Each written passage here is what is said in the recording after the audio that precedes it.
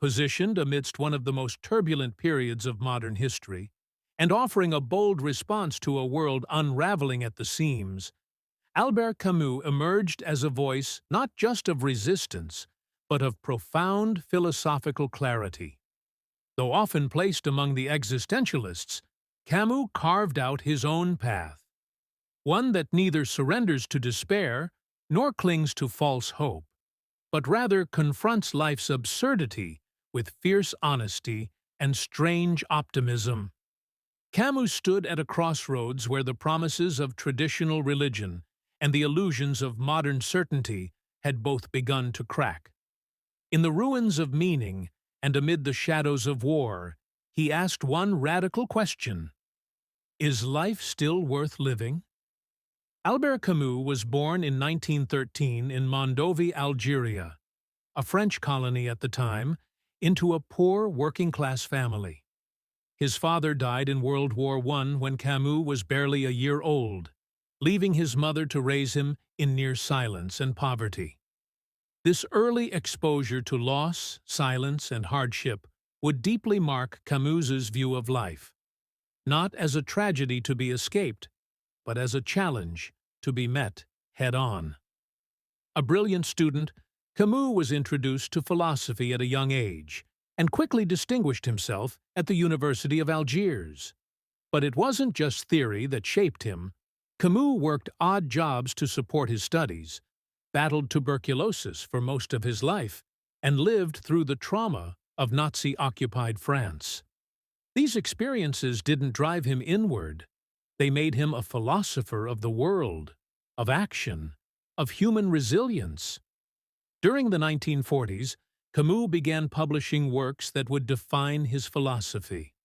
Books like The Myth of Sisyphus, The Stranger, and later The Rebel introduced the world to a unique perspective, one that would come to be known as absurdism. So, what is the absurd? For Camus, the absurd arises when the human desire for clarity, order, and meaning crashes into the cold, indifferent silence of the universe. We ask, why? But the universe answers with nothing. This silence is not a punishment. It's simply the nature of things.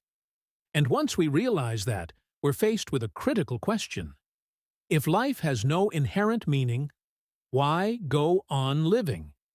Camus calls this the only truly serious philosophical question. Suicide, he says, is the logical conclusion for one who believes that life is meaningless. But Camus refuses this conclusion. Instead, he proposes something far more radical: that we accept the absurd, embrace the lack of meaning, and continue living anyway. This is not resignation, it's defiance. To live without appeal to gods, to destiny, or ultimate truth is to rebel. It is to become, in Camus's words, the absurd hero. Nowhere is this more powerfully portrayed than in his retelling of the ancient myth of Sisyphus. Condemned to push a boulder up a hill for eternity, only for it to roll back down, Sisyphus embodies the human condition. But Camus doesn't see him as cursed. He sees him as triumphant. Why? Because Sisyphus knows the absurdity of his fate, and yet he continues. There is no fate that cannot be surmounted by scorn, Camus writes, and in this moment of rebellion, Sisyphus becomes free. His joy is found not in escape, but in embracing his struggle with eyes wide open. Camus's thought doesn't stop at theory. He lived it. During World War II, he joined the French resistance, became editor of an underground newspaper, and risked his life for a cause he believed in. He didn't believe in passive philosophy. He believed in engagement, in responsibility, in action. Later, in The Rebel, Camus would explore how revolt, not revolution, is the proper response to injustice. Where revolutions often turn into new forms of tyranny, rebellion, to Camus, must remain grounded in human dignity, in limits, and in humility. This is why he clashed with other thinkers of his time, like Jean-Paul Sartre. Where Sartre embraced Marxism, Camus saw it as another attempt to force meaning onto a chaotic world, and in doing so, to justify violence. Camus, by contrast, argued that our response to absurdity must remain deeply human.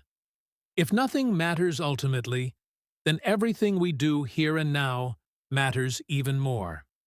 He urged us to find beauty in fleeting things, to love in spite of death, to create in spite of destruction. He believed in a kind of quiet, personal heroism, in art, friendship, compassion, and truth without illusion. Camus died young, in a car crash in 1960, at just 46 years old. In the passenger seat of that car was the unfinished manuscript of what would have been his next novel. But even in his absence, Camus's voice continues to echo.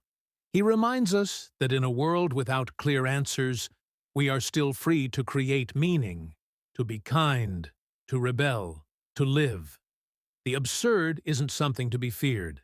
It's the starting point for freedom.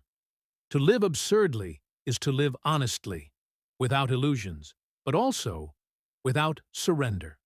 As Camus famously put it, "In the midst of winter, I found there was, within me, an invincible summer." And perhaps that's what matters most. Not whether life has meaning, but whether we can face it and still choose to love it.